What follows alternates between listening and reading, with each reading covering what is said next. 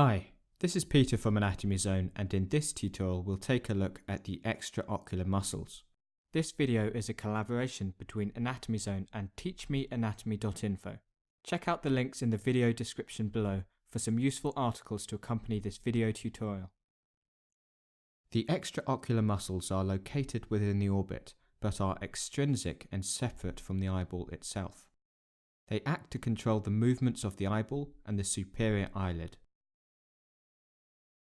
There are 7 extraocular muscles: the levator palpebrae superioris, the superior rectus, inferior rectus, medial rectus, lateral rectus, inferior oblique,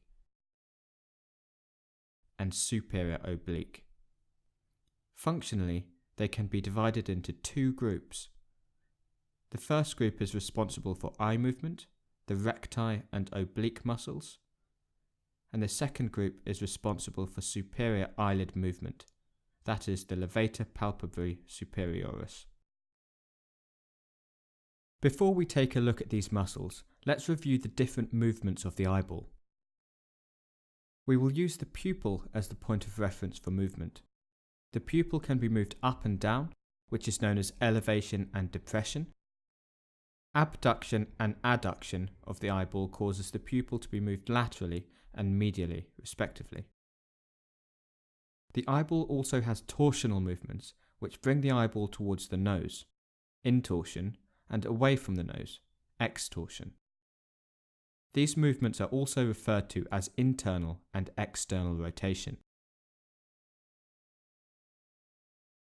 Let's take a look now at the levator palpebrae superioris. This long name is the descriptive Latin name which literally translates as the elevator of the upper eyelid. The levator palpebrae superioris is the only muscle involved in raising the superior eyelid. The eyelids contain a structure called the tarsus, a superior tarsus in the upper eyelid and an inferior tarsus in the lower eyelid, which provides significant support for the structure of the eyelids. A collection of smooth muscle fibers attaches from the levator palpebrae superioris to attach on the superior aspect of the superior tarsus. This collection of muscles is known as the superior tarsal muscle and is innervated by the sympathetic nervous system. This muscle originates from the lesser wing of the sphenoid bone, immediately above the optic foramen. It attaches to the superior tarsal plate of the upper eyelid, which is a thick plate of connective tissue. The action of this muscle, as the name suggests, is to elevate the upper eyelid. It is innervated by the oculomotor nerve, cranial nerve number 3. The superior tarsal muscle, located within the levator palpebrae superioris, is innervated by the sympathetic nervous system. Let's take a look now at the muscles involved in eye movement. There are 6 muscles involved in the control of the eyeball itself. They can be divided into 2 groups. You've got the 4 recti muscles and the 2 oblique muscles. Let's start first with the recti muscles. There are 4 recti muscles: the superior rectus, inferior rectus, medial rectus, and lateral rectus. These muscles characteristically originate from the common tendinous ring, also known as the annulus of Zinn. This is a ring of fibrous tissue which surrounds the optic canal at the back of the orbit. From their origin, the muscles pass anteriorly to attach to the sclera of the eyeball. The name recti is derived from the Latin word which means straight. This represents the fact that the recti muscles have a direct path from origin to attachment. This is in contrast with the oblique eye muscles, which have an angular approach to the eyeball. The superior rectus muscle originates from the superior part of the common tendinous ring and attaches to the superior and anterior aspect of the sclera. The main action of this muscle is elevation, and it also contributes to adduction and medial rotation of the eyeball. It is innervated by the third cranial nerve, the oculomotor nerve. The inferior rectus muscle originates from the inferior part of the common tendinous ring, and it inserts onto the inferior and anterior aspect of the sclera.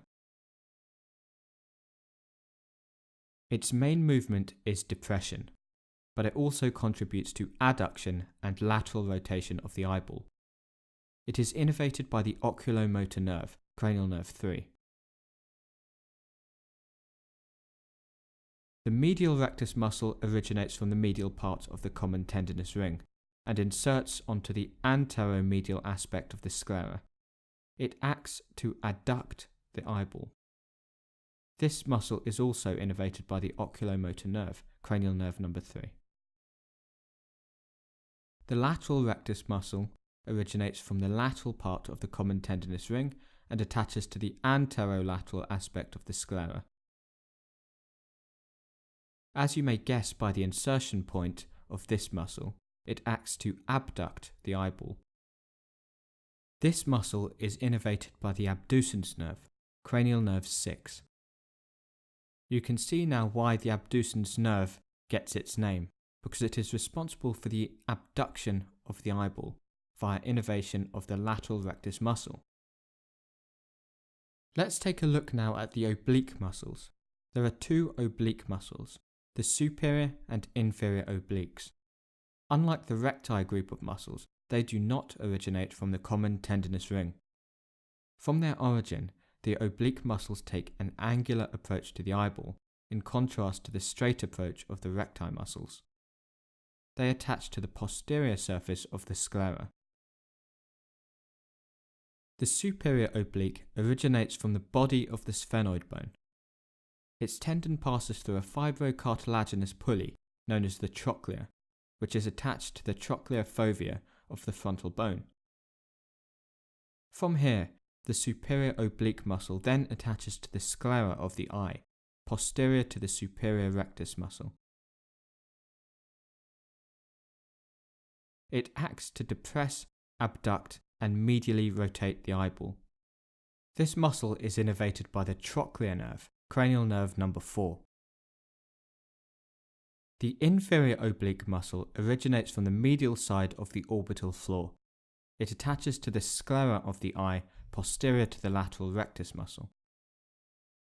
Its action is to elevate, abduct, and laterally rotate the eyeball, and it's innervated by the third cranial nerve, the oculomotor nerve. So all the extraocular muscles are innervated by the oculomotor nerve, except for the lateral rectus and the superior oblique, which are innervated by the abducens nerve and the trochlear nerve respectively. It's important to note that whilst you can describe the actions of each muscle in terms of its specific movements of the eyeball, that all the extraocular muscles work in conjunction with one another to produce coordinated movement of the eyeball. For instance, in the vertical plane, to produce elevation and depression, the superior rectus muscle and the inferior oblique muscles work together in a coordinated manner to produce elevation of the eyeball. When the eyeball is in the neutral position looking straight ahead, both these muscles will contract to produce elevation.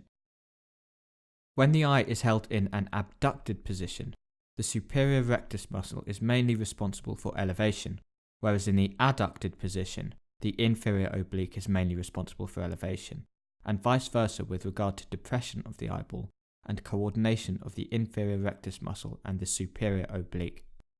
That is, in the abducted position, the superior and inferior rectus muscles are responsible for elevation and depression, whereas in the adducted position, the superior and inferior oblique muscles are responsible for elevation and depression.